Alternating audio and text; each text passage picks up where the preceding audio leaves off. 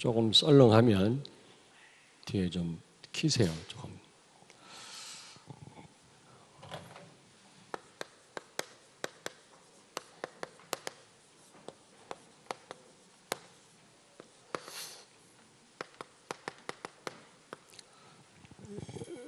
교회를 개혁교회라고 그러잖아요. 리폼드 처치라고 그러거든요. 개혁교회다. 그래서 우리 개혁교회에 몸담고 신앙생활을 하는 우리 성도들은 늘 개혁해야 돼. 개혁. 말로만 개혁교회가 아니고 우리가 늘 죽을 때까지 개혁을 해야 되는 겁니다. 그러면 도대체 어떻게 개혁을 하란 말이냐? 개혁의 뜻이 뭐냐? 리폼드 아닙니까? 리포메이션 그러는데 본래 형태로 돌아가는 겁니다. 본래 형태. 리폼, 본래 형태로 돌아가는 겁니다. 저는 시골 부흥회를 갔는데 현수막을 걸어놨더라고요. 교회 성장 대부흥성회 강사 과학 요셉 목사. 그런 적은 처음인데 마을 입구에도 걸어놓고 예배당에도 걸어놓고 안에도 걸어놓더라고. 근데 제가 첫 시간에 얘기를 했습니다. 교회 부흥이라고 하는 것은 숫자적 부흥이 아니다. 진정한 교회 부흥은 본질을 회복하는 거다. 본래 형태로 돌아가는 거다. 그게 부흥이다. 그렇게 얘기를 했어요. 아마 굉장히 실망했을지도 몰라요. 제가 부흥회를 인도하면 시골 교회가 또 성장할 줄, 숫자적인 그런 성장이 될 줄 알고 있다가 그게 잘못된 생각이라고 하니까 아마 실망했을 것 같습니다. 여러분, 본래 형태로 돌아가는 것이 개혁인데 다른 말로 본질을 회복하는 것, 본질을 회복하는 것이 이게 진정한 개혁입니다. 그러면 성경의 예를 보니까 이 초대교회입니다. 초대교회와 이 성도들의 삶이 우리가 회복해야 될 그런 본질이 아니겠는가 저는 생각을 해봅니다. 우리가 열심히 신앙생활을 한다고 하면서도 결국 하나님이 인정하지 않는 그런 삶이라면 얼마나 우리가 인생이 참 비참합니까? 신앙생활 우리가 지속하는 것도 중요하고 많이 하는 것도 중요하지만 더 중요한 거는 하나님이 인정하시는 그런 신앙생활이 돼야 되잖아요. 그러려면 초대교회 교회와 이 성도들의 삶으로 우리가 돌아가야 된다. 이게 본질을 회복하는 것입니다. 그래야 나도 살고 우리 가문도 살고 또 우리 이웃도 살고 세계가 살게 되는 것입니다. 옆에 있는 분에게 말씀하세요. 본질로 돌아갑시다. 개혁이 시작되기를 바랍니다. 물론 그동안 개혁해 오셨겠지만 다시 한번 어떻게 해야 우리가 본질로 돌아갈 수 있는지 제대로 알고 본질을 정말로 회복하는, 그래서 하나님께 인정받는 그런 여러분과 제가 되어야 될 줄로 믿습니다.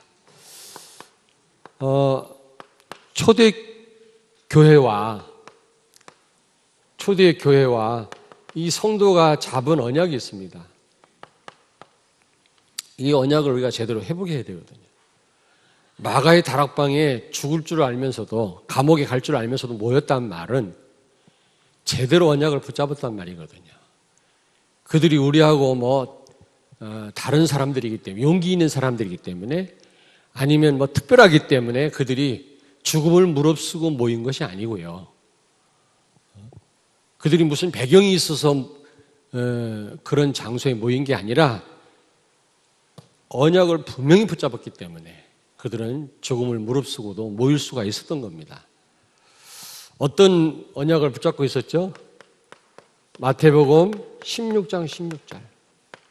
주는 그리스도시요 살아계신 하나님의 아들이십니다.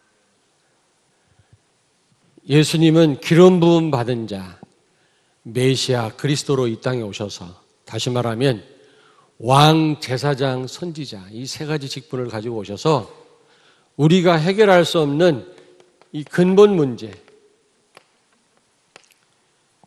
마귀 때문에 죄를 범하고 하나님 떠나서 지옥 가게 되었고 지옥 같은 삶을 살게 되었고 모든 문제가 왔잖아요. 근데 이 근본 문제는 우리가 해결할 수 없는데 예수님이 그리스도로 오셔서 기름 부음 받은 자, 그리스도 직분을 가지고 오셔서 십자가에서 우리의 모든 문제를 해결하신 것입니다.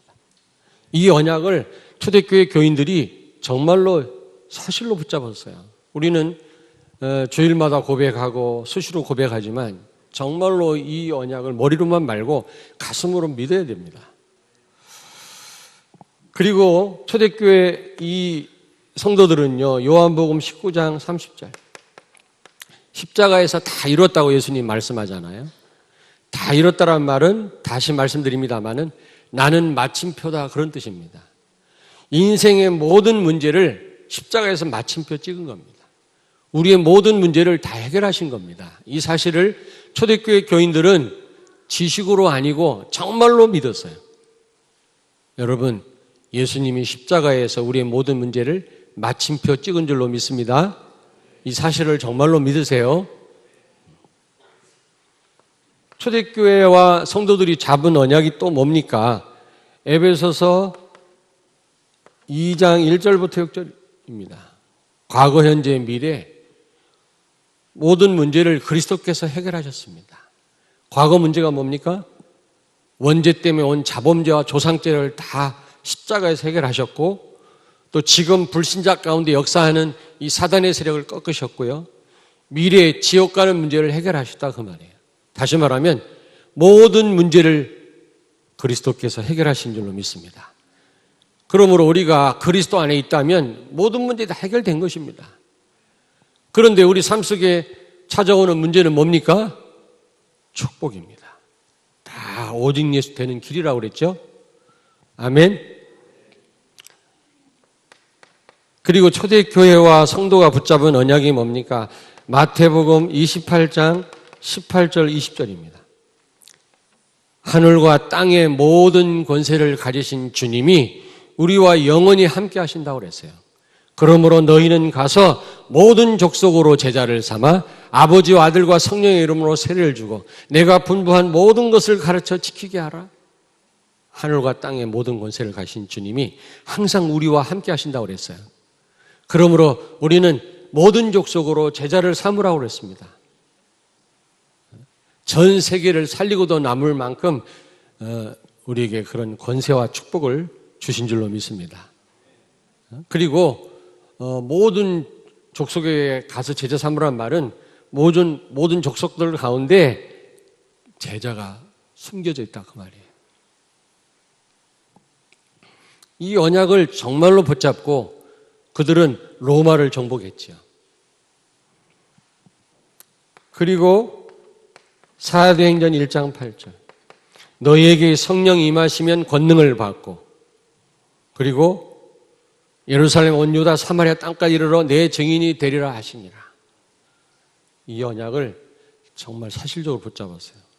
그러니까 죽음을 무릅쓰고 다락방에 모였죠.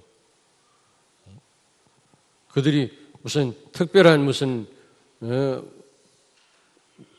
축복을 받아서가 아니라 이런 언약들을 정말로 믿었기 때문에 붙잡았기 때문에 그들이 모일 수가 있었던 겁니다. 그런데 오늘 말씀 보니까 잡은 언약과 현실과의 거리가 또 있거든요. 그렇지 않습니까? 우리도 이런 언약을 붙잡아도 우리 삶은 이 언약하고 전혀 맞지 않는 그런 삶들이 다가올 때가 많지 않습니까? 이때 우리는 갈등하기 쉽습니다. 오늘 이 중요한 언약을 붙잡은 초대교회와 성도들에게 언약과 현실, 심각한 어떤 간격이 벌어졌잖아요. 간격이 있잖아요. 거리가 있는 겁니다. 이런 언약을 붙잡았으면 그 어떤 문제도 없어야 되는데 오늘 여기 보니까 야고보가 순교했어요. 헤롯에게 죽임을 당했습니다. 여기 2절에 보니까 요한의 형제 야고보를 칼로 죽이니. 이런 언약을 붙잡았으면 세계를 정복하고 승리해야 될 거 아닙니까? 모든 문제 해결하신 주님이 우리와 함께 계신다면 그 어떤 것도 문제되지 않아야 되잖아요. 그런데 사도 야고보가 죽임을 당했단 말이에요.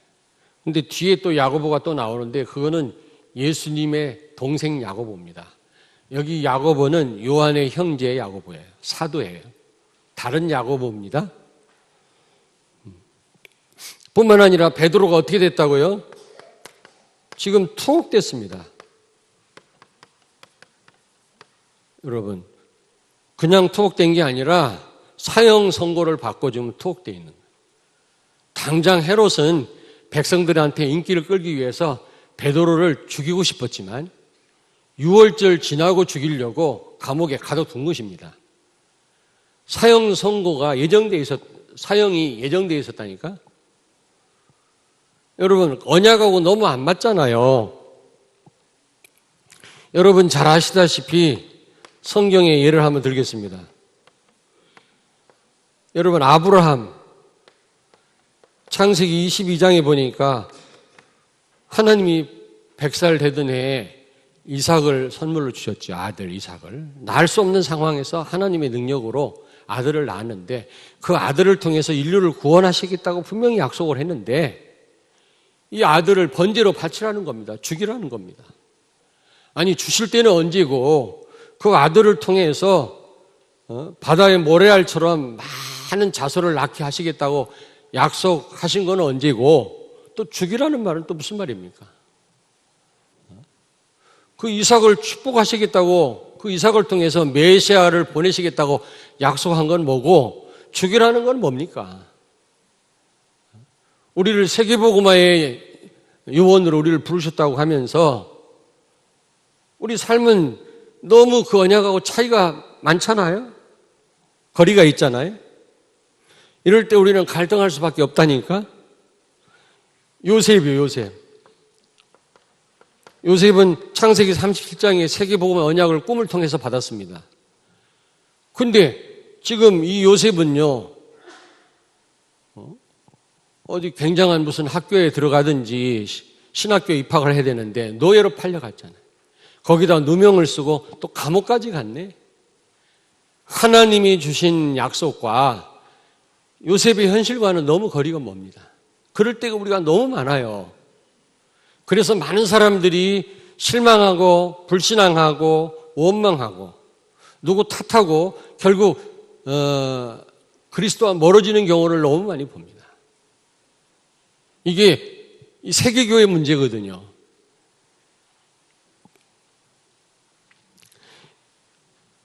다윗이요, 다윗.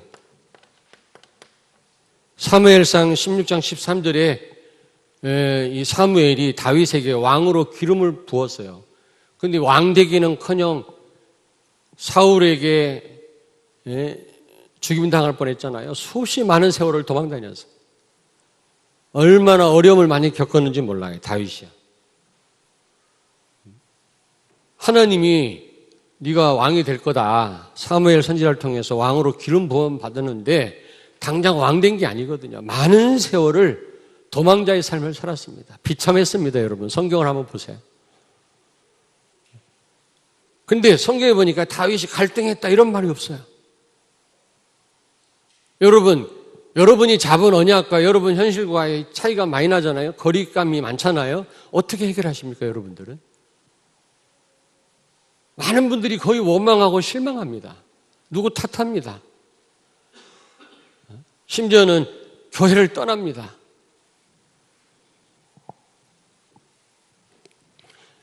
다니엘서 6장에 보니까 다니엘. 그는 죽게 되었어요. 그는 왕에게 총애를 받는 총리 가운데 제일 높은 총리직이 있었거든요. 왕이 3번 바뀌는데도 그 가장 높은 총리직이 있었어요. 대단한 거지요. 그는 왜 자기 나라 이스라엘이 망했는지 그 이유를 압니다. 중요한 언약을 붙잡았거든요. 근데 그가 지금 죽게 됐다니까. 원수들의 모함에 빠져가지고. 여러분은 분명히, 저와 여러분은 세계복음화 때문에 하나님 부르셨는데 만약에 우리 앞에 죽음이 놓여 있다면 여러분은 어떻게 하시겠어요? 그 거리를 어떻게 메꾸시겠습니까, 우리가? 바울은 이루 말할 수 없어요, 바울요. 고린도후서 11장 23절 30절 한번 읽어볼까? 괜히 아침에 여러분 너무 또 힘 빠질까 봐. 고린도후서 11장을 펴니다. 세계를 뒤집은 바울이었지만 바울의 삶은요 너무 힘든 삶이었습니다. 언약과 안 맞는 삶이었고 너무 차이가 많은 삶이었거든요. 23절부터 여러분과 한 절씩 교독합니다. 30절까지. 고린도후서 11장입니다. 그들이 그리스도의 일꾼이냐 정신없는 말을 하거니와 나는 더욱 그러하도다. 내가 수고를 넘치도록 하고 옥에 갇히기도 더 많이 하고 매도 수없이 맞고 여러 번 죽을 뻔하였으니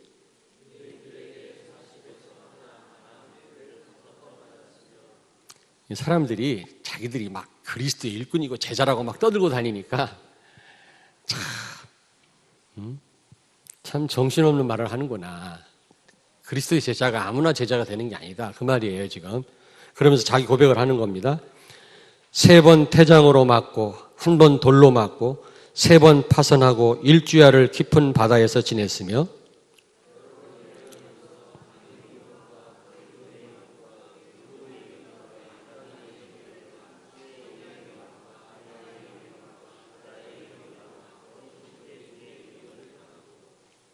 또 수고하며 애쓰고 여러 번 자지 못하고 줄이며 목마르고 여러 번 굶고 춥고 헐벗었노라.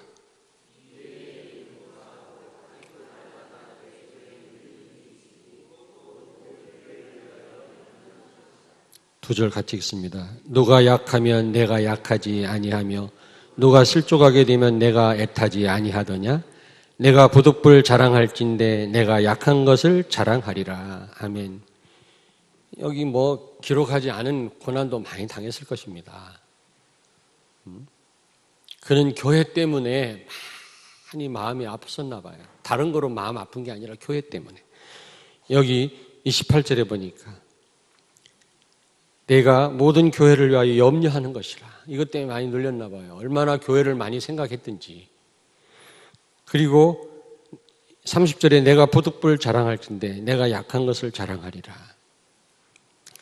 여러분, 우리도 살다 보면 바울만큼은 아니지만 우리도 너무 언약과 우리 현실이 차이가 많이 날 때가 많고 너무 간격이 클 때가 너무 많습니다. 그래서 우리는 실망하고 좌절합니다. 그래서 우리는 그때 사단의 공격을 받고 우리는 속을 때가 많습니다. 많은 하나님이 준비하신 축복들을 놓칠 때가 많습니다. 이제 우리는 정말 이런 갭을 우리가 정말로 이제 메꾸고 간격을 메꾸고 오늘 이 베드로가 체험했던 초대교회 성도들이 체험했던 하나님의 능력을 정말로 체험하게 되기를 주의 이름으로 축원합니다. 어떻게 이 간격을 맺겠어요?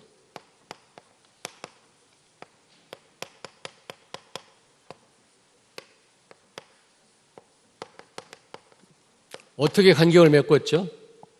언약과 현실과 이 차이를 어떻게 해결했습니까, 여러분? 어떻게 해요?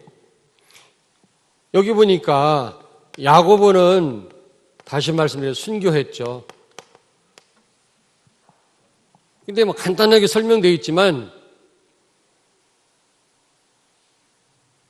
그냥 하나님 시키는 대로 영광스럽게 순교한 것 같아요, 야고보가. 야고보에 대한 정확한 기록을 제가 읽어보진 않았습니다만.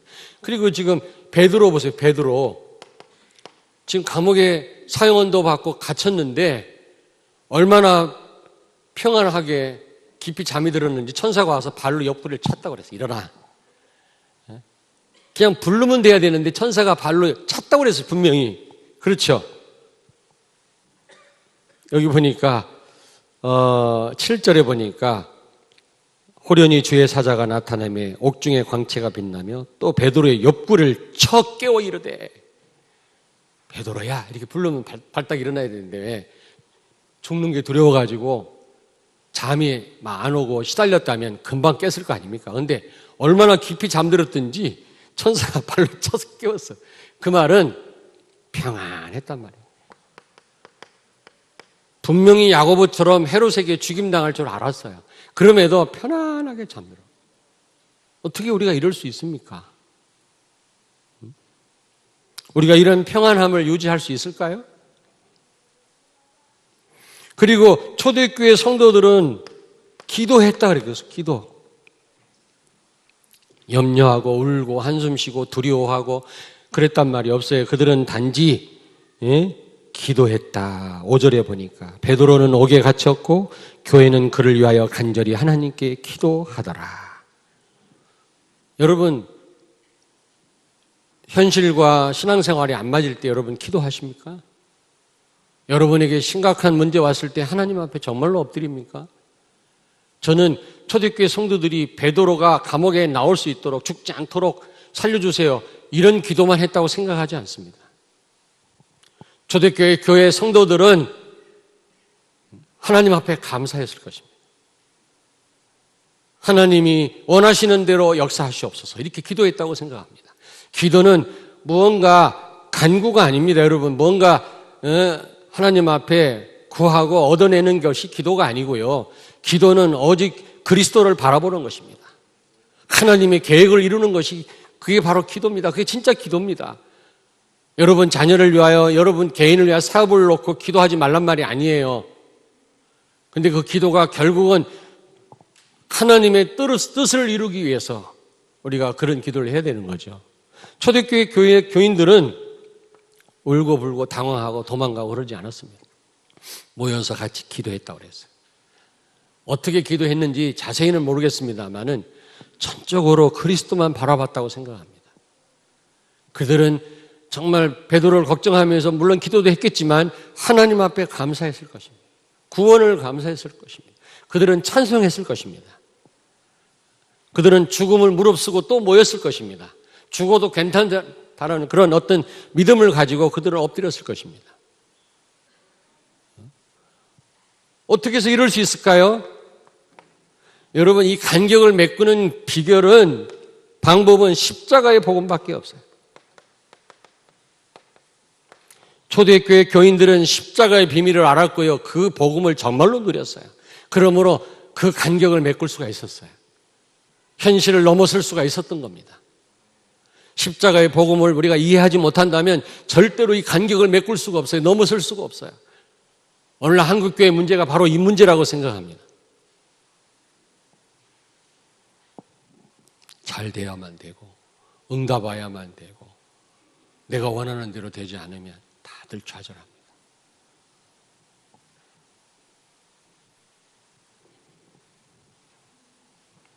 여러분, 갈라디아서 2장 10절, 십자가에 우리는 그리스도와 함께 죽었고 이제 내 안에 사는 분은 그리스도다. 나는 죽고 예수 그리스도가 주인이란 말이거든요. 정말로 예수님이 주인이라면 주인 뜻대로 해야 될 뿐입니다. 우리가 할 뿐입니다. 하면 된다가 아니라 그랬죠. 어제 핵심 메시지 다 들으셨죠?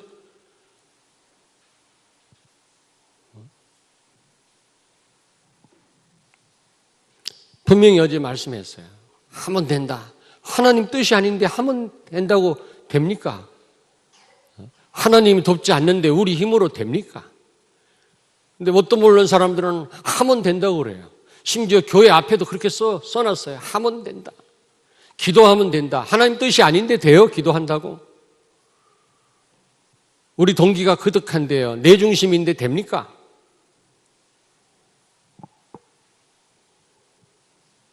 정말로 나는 죽고 그리스도가 주인이라면 여러분, 주님 뜻대로 해야 될 줄로 믿습니다.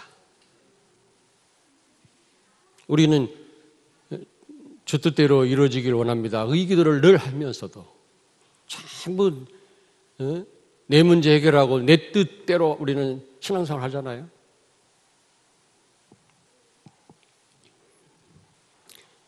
어떤 결과가 오든 그건 상관없어요.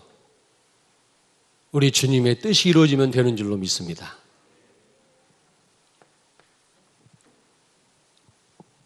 여러분, 어떻게 하면 이 간격을 메꿀 수가 있나요?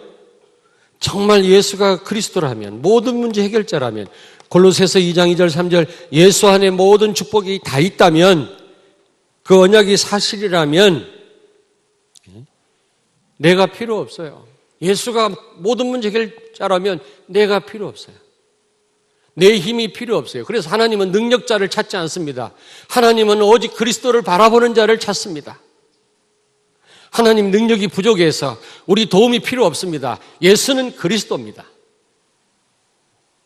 그러므로 내가 필요 없다.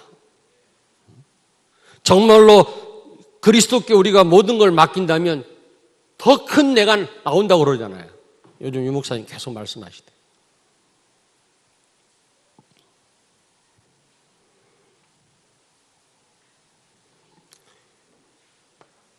예수 그리스도가 여러분 목표가 되고 목적이 되고 예수 그리스도를 믿었더니 오는 축복이 목표가 아니라 예수님 자체가 정말로 목표고 목적이라면 예수 그리스도 자체로 우리는 행복해야 돼요. 항상 기뻐하고 쉬지 않고 기도하고 범사에 감사해라. 바울이 무슨 근거로 그런 말씀을 했는지 아세요? 예수 그리스도 자체가 목표고 목적이라는 겁니다.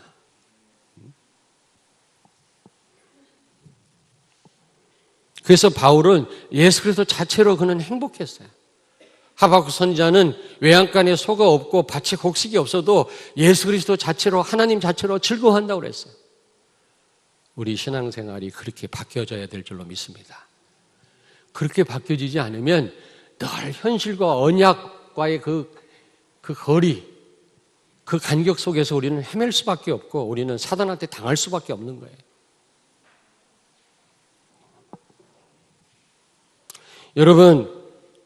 여러분과 내 삶이 정말로 복음인지 아닌지, 아니면 다른 복음인지,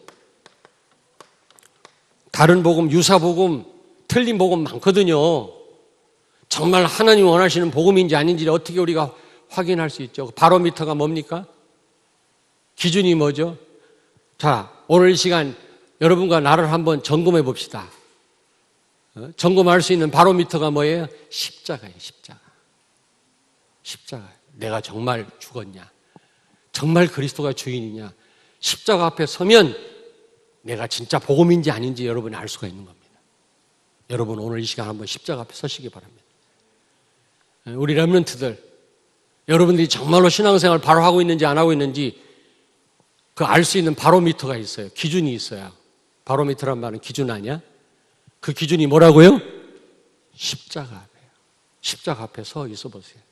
염려가 생깁니까? 내가 아직 안 죽은 거예요. 두려워합니까? 내가 아직 안 죽은 거예요. 나를 나타내고 싶습니까? 아직 내가 주인입니까? 내 중심입니까? 십자가 앞에 서보면 나오잖아요.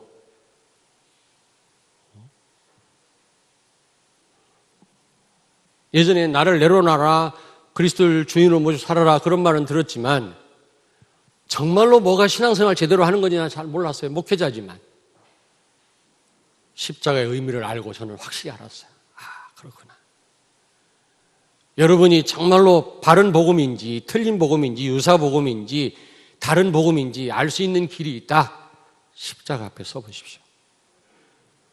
여러분 지금 너무 언약과 여러분이 잡은 언약과 받은 축복과 지금 너무 현실과 거리가 뭡니까? 그 간격을 메꿀 수 있는 방법이 있어요.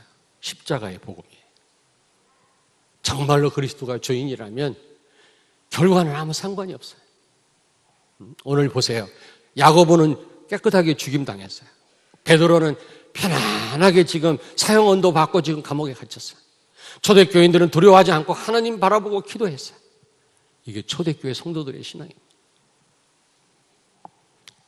우리가 이 초대교회 성도들의 신앙으로 돌아가야 될 줄로 믿습니다. 옆에 있는 분한테 말씀하세요. 십자가의 복음을 회복합시다. 그랬을 때 하나님이 어떤 축복을 줬어요? 어떤 주인 되신 하나님 우리에게 죽으라고만 말씀하지 않고요. 오는 축복이 있습니다. 어떤 축복을 받았죠? 언약과 현실이 거리가 있어도 상관없었습니다. 초대교회 교인들은 문제가 있어도 그거 문제 삼지 않았습니다. 왜냐? 그들은 십자가의 복음을 누렸거든요. 그랬을 때 그들에게 어떤 축복이 왔습니까? 여기 보니까 베드로가요, 천사들이 나타나서 베드로를 감옥에서 끌어냈어요. 죽임 당할 뻔했는데 하나님이 살리셨다 그 말이에요. 천사들이 동원됩니다. 여러분의 삶 가운데 이런 하나님의 역사가 있게 되길 주의 이름으로 축원합니다. 그런데 이 헤롯 왕 있죠? 헤롯 왕이 벌레가 먹어서 죽잖아요. 야고보의 목을 자르고 베드로를 죽이려고 했던 이 헤롯, 지가 하나님인 것처럼 모든 영광을 갈취했던 이 헤롯을 벌레가 먹어 죽었다 그랬어요. 한번 같이 읽겠습니다. 23절, 12장 23절 같이 읽습니다. 헤롯이 영광을 하나님께로 돌리지 아니하므로 주의 사자가 곧 친히 벌레에게 먹혀 죽으니라. 예전 성경에는 충이 먹어 죽었다 그랬어요. 충. 벌레 충자 아닙니까? 가장 무서운 벌레가 뭐죠? 대충이야, 대충. 대충 하는 거 가장 무서운 벌레라. 참고로 말씀드리는 거예요. 대충 하지 말라고. 내 삶이 복음인지 아닌지, 진짜 복음인지 아닌지, 제대로 하나님 원하는 삶인지 아닌지 어떻게 알 수 있다고요? 바로미터가 뭐라고요? 십자가의 복음이다. 내가 정말로 십자가에 죽었다면 그 어떤 것도 문제가 안 돼야 돼. 주님 손에 있는 거예요. 주의 뜻대로 될지어다. 그런 자에게 오는 또 응답도 크잖아요. 여기 24절에 보니까 하나님의 말씀이 흥황하여. 말씀이 흥황했다 그랬어요. 24절에. 그리고 이 말씀이 전 세계로 증거됐다 그랬어요. 우리 교회와 우리가 개혁한다면, 우리가 본질로 돌아간다면 하나님은 여러분과 나를 통해서 말씀을 흥하게 하실 것이고, 언약의 말씀을 여러분 삶 속에 성취시킬 뿐만 아니라 여러분과 우리 교회를 통해서 전 세계 그리스도의 빛이 비춰지도록, 말씀이 증거되도록 역사하실 줄로 믿습니다. 아멘. 기도하겠습니다. 하나님 아버지, 은혜를 감사합니다. 예수가 그리스도일진데 내가 십자가에 죽었고 그리스도께서 삶의 주인이시라면 그리스도가 목표가 되게 하시고 목적이 되게 하시고 예수 그리스도 자체로 행복한 우리들이 되게 해 주옵소서. 내 중심이 아닌 그리스도의 중심의 삶이 되게 하여 주옵소서. 결과가 어떠하든 우리는 예수님으로 감사하며 즐거워하는 하박국 선지자와 같은 삶이 되게 해 주옵소서. 나의 신앙생활이 복음인지 아닌지, 오직 예수인지 아닌지 늘 십자가 앞에 서게 해 주옵소서. 현실과 상관없이 오직 그리스도만 바라보는 오늘 한날이 되게 하여 주시옵소서. 예수님 거룩하신 이름으로 기도하옵나이다. 아멘.